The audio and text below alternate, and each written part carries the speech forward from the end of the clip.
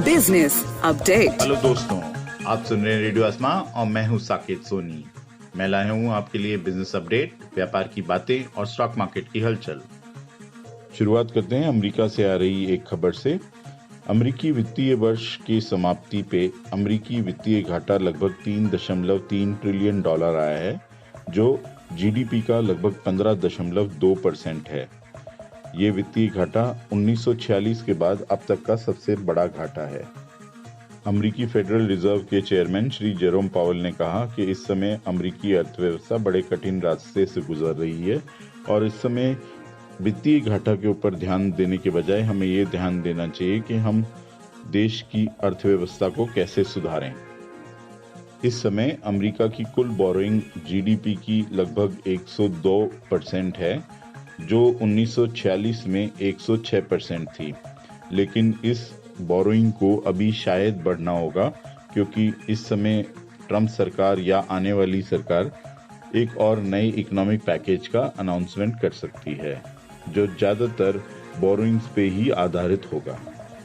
World trade organisation की आने वाली डायरेक्टर जनरल अब एक महिला होंगी।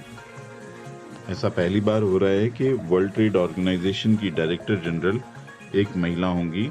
इस समय आखिरी सिलेक्शन राउंड में नाइजीरिया की एंगोजी ओंग्क्यो-इवेला हैं और उनके समक्ष हैं साउथ कोरिया की यू म्यूंग ही।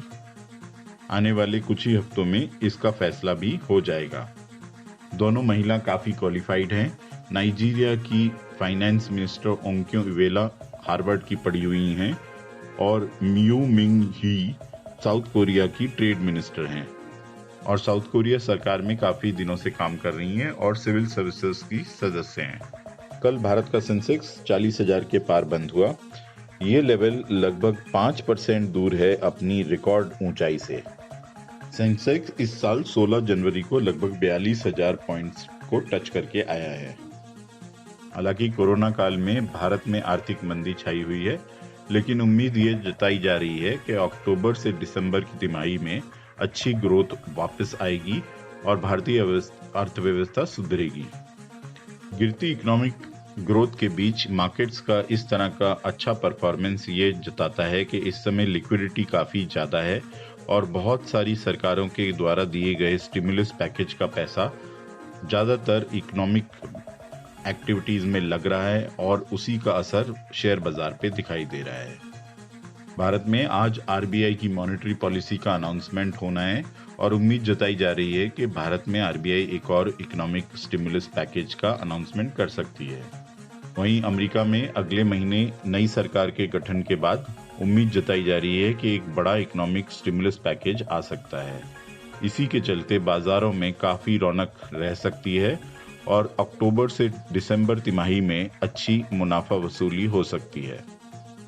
भारत के आईटी क्षेत्र में इस समय पैंडेमिक का असर काफ़ी कम दिखाई दे रहा है और उम्मीद जताई जा रही है कि आईटी स्टॉक्स काफ़ी बढ़ सकते हैं।